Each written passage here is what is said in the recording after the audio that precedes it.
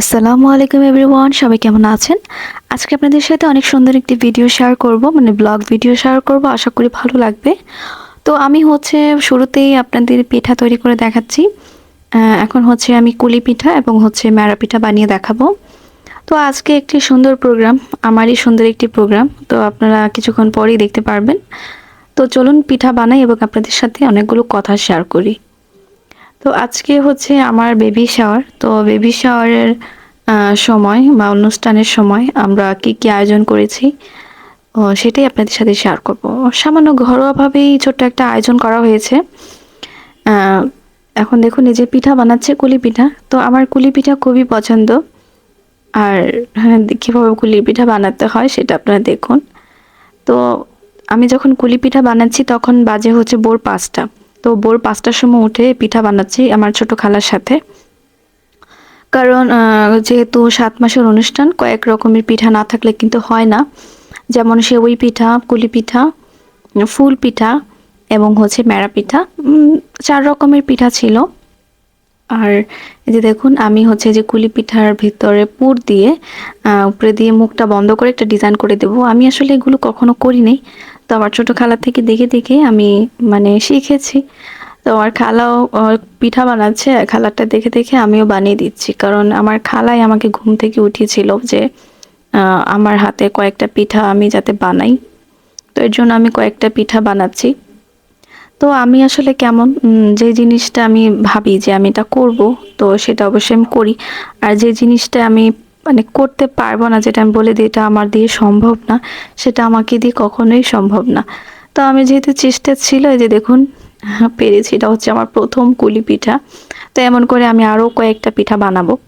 আমার খুবই পছন্দের ছিল। তো আমি যখন আ প্রেগনেন্ট ছিলাম, তো সেই অবস্থায় অসুস্থ অবস্থায় আমার মিষ্টি জাতীয় খাবার খুবই একটা পছন্দের খাবার ছিল। তো অন্যান্য কোনো খাবারই আমি খেতে পারতাম না। যেমন আটা জাতীয় খাবার, অন্যান্য অনেক রকমের খাবারই আমি খেতে পারিনি। কারণ আমার অনেক বেশি বিরিয়ানি পছন্দ ছিল।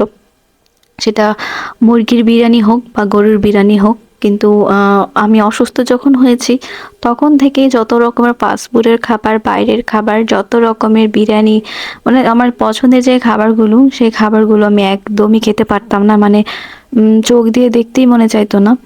খুবই মানে দেখলেই বমি আসতো। এরকম অবস্থা। খেতে পারিনি। তো তখন শুধু আমার মিষ্টি খাবার খেতে মনে চাইতো, যেমন পিঠা, হ্যাঁ, বিস্কিট, মানে মিষ্টি জাতীয় যে খাবারগুলো আছে, মিষ্টি, এইসব খাবারই খেতে মন চাইতো। তো মিষ্টি খাবারগুলো খেয়ে আমি থাকতাম। মানে আমার থেকে খারাপ লাগতো না। তো আটা জাতীয় যে খাবারগুলো খেলে আমার কি হতো, আমার মানে অনেক রকমের গ্যাস্ট্রিকের সমস্যা হতো। তো অসুস্থ অবস্থায় আমার গ্যাস্ট্রিকের সমস্যাটা একটু বেশি হয়ে গিয়েছিল। আর না খেতে নিজে অনেক সিক হয়ে গিয়েছিলাম। তো প্রত্যেকটা মাসেই আমার হসপিটালে ভর্তি হতে হয়েছিল। তো এই অবস্থায় খুবই কষ্টে আমার দিনগুলো কেটেছিল। তো দেখুন এভাবে আমি কয়েকটা পিঠা আমি কিন্তু বানিয়ে নিচ্ছি। তো অনেক জায়গায় এরকম কোনো অনুষ্ঠান হয় না। তো এমনি ছোটখাটো একটা অনুষ্ঠান করা হয়েছে। তো দেখা যায় ২ টা ফ্যামিলির মানুষ একসাথে হলে একটা আনন্দ লাগে। তো ঘরের মধ্যে একটা আনন্দের বিষয় আছে। তো এর জন্য ছোটখাটো করে একটা আয়োজন করে আ অনুষ্ঠানটা করা হয়েছে। তো আমার এই ভিডিওটা কিন্তু অনেক মাস আগেরই করা ছিল। তো ভেবেছি আমার বাবু হলে পরে আপনাদের সাথে শেয়ার করব। তো এখন আমি আপনাদের সাথে শেয়ার করছি। যে দেখুন মেরা পিঠা বানিয়ে পরে আমার খালা ফাপ দিয়েছে। তো আমাদের বাসায় গ্যাসের সমস্যা, সেটা আমি অনেক আগে আপনাদের বলেছি। সিলিন্ডারে ফাপ দিয়েছে। সিলিন্ডারে রান্না করতে কিন্তু অনেক সময় অনেক কষ্টের হয়। তো এখান দিয়ে সেওই পিঠা বানাচ্ছে। তো এখানেও আমি কিছুক্ষণ পরে আমি নিজেও একটু ট্রাই করব। তো এখানে যত রকমের পিঠা বানানো হয়েছে আমি নিজের হাতেই নিজে একটু করে বানিয়েছি। তো এখানে ১ম এ আমার মামি এবং আমার খালাতো বোন বানিয়েছে। পরে আমি একটু করে বানাচ্ছি। আর আমার শ্বশুরবাড়ির মানুষের জন্য একটু টুকিটাকি কেনাকাটা হয়েছে। আমার ননাসের জন্য, শাশুড়ির জন্য এবং আমার ননাসের ২ মেয়ের জন্য এই যে জামা কিনেছি। মানে গাউন কিনেছি এবং হচ্ছে দুইজনের জন্য দুইটা 3 পিস কিনেছি। তো আপনাদের সাথে একটু শেয়ার করি যে 3 পিসগুলা কেমন। তো অনেকেই হয়তো বলবেন যে 3 পিসগুলা কেমন কিনেছেন বা কেমন দেখতে। তো এর জন্য আমি একটু ভিডিও দিয়ে দেখিয়ে দিলাম। তো ওড়নাটা কিন্তু সুন্দর করে সাইডেও পার করা আছে, গর্জিয়াস করে কাজ করা আছে। 3 পিস শিফনের মধ্যে এটা। তো আমরা যে কাপড়গুলো কিনি, আমি বেশিরভাগ জামা কাপড় ইস্টার্ন প্লাস থেকে কেনা হয়। এগুলো হচ্ছে ইন্ডিয়ান এবং পাকিস্তানি জামাগুলোই হচ্ছে আমি বেশি বেশি কিনি। এছাড়া অন্য কোনো মার্কেট থেকে আসলে কেনা হয় না। ইস্টার্ন প্লাস থেকেই আমরা বেশিরভাগ জামা কাপড় কেনা হয়। দেখুন এটা হচ্ছে চকলেট কালার। চকলেট কালারের মধ্যে হচ্ছে একটা সুন্দর একটা কালার।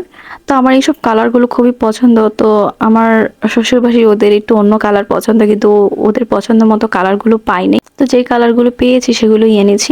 আর এই হচ্ছে খাবার রান্না বান্নার আয়োজন। তো এগুলো হচ্ছে রান্না করতে করতে দুপুর হয়েছিল।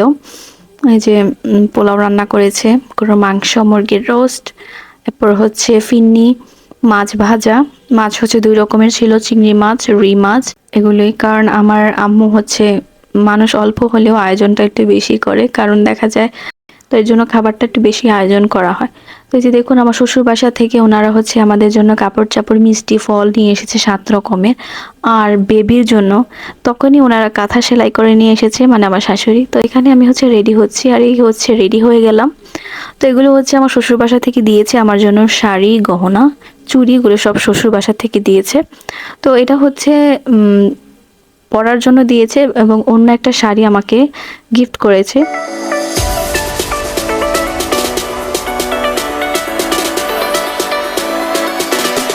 খাবার এগুলো হচ্ছে আমাকে খাওয়াবে 7 রকমের ফল, কারণ যেই মৌসুমে যেই ফল থাকে সেই ফলই খাওয়াতে হয়। তো সবাই হচ্ছে আমার জন্য দোয়া করছে, আমাকে মিষ্টি মুখ করাচ্ছে, যেই খাবারগুলো প্রথম আমাকে টেস্ট করাচ্ছে বেবির জন্য, যে বেবির প্রথম স্বাদ নেওয়ার জন্য। তো যেহেতু আমার বেবি শাওয়ার, তো যেই খাবারগুলো আমি খাচ্ছি সেই খাবারগুলো আমার বেবি টেস্ট করছে। তো সবার প্রথমে ওনারা হচ্ছে আমাকে মধুমুখ করিয়েছে, মানে বাবু যাতে মিষ্টি কথা বলে। তো ওনারা এমনি খুবই মজা লেগেছে, মজা হয়েছে। তো আমার আত্মীয় স্বজন যারা যারা এসেছিল, ছোটখাটো যেহেতু ঘরের মধ্যে আয়োজন করা হয়েছে, এত মানুষ বলা হয়নি। শ্বশুরবাড়ি মানুষ এসেছে আর আমরাই। সবার কাছ থেকে কিন্তু আমি গিফটও পেয়েছি, দেখুন সবাই আমাকে গিফট করেছে। সবার থেকে এত এত গিফট পেয়েছি। তো কয়েকজনকে তো ক্যামেরা বন্দি করতে পেরেছি, আর কয়েকজনকে তো ক্যামেরা বন্দি করতে পারিনি। তো সেগুলো আপনাদের দেখাতেও পারিনি, কিন্তু আমি অনেক গিফট পেয়েছি। অন্য এক সময় আমি আপনাদের সাথে শেয়ার করব কি কি গিফট পেয়েছি। শাড়ি, জামা, অনেক রকমের অনেক কিছু গিফট পেয়েছি। আর আসলে সেদিন খুবই ভালো লেগেছে। তো খাওয়া দাওয়ার পর হচ্ছে আহ, দেখবেন একটু পরেই দেখবেন ছোট বাচ্চারা একটু নাচ গান করেছে। তো সেই দিনটা আমার থেকে খুবই ভালো লেগেছে। তো আপনারা চাইলে এভাবেও ছোটোখাটো একটু মজা করতে পারেন। আর কিছুই না। অনেক জায়গায় এই নিয়ম করে, অনেক জায়গায় করেন, এটা হচ্ছে আপনাদের ব্যাপার। কিন্তু সামান্য একটু আনন্দের জন্যই আমরা ছোট্টখাটো একটা আয়োজন করেছি। কত ক্যামেরাম্যান দাঁড়িয়ে আছে আমার ভিডিও করার জন্য।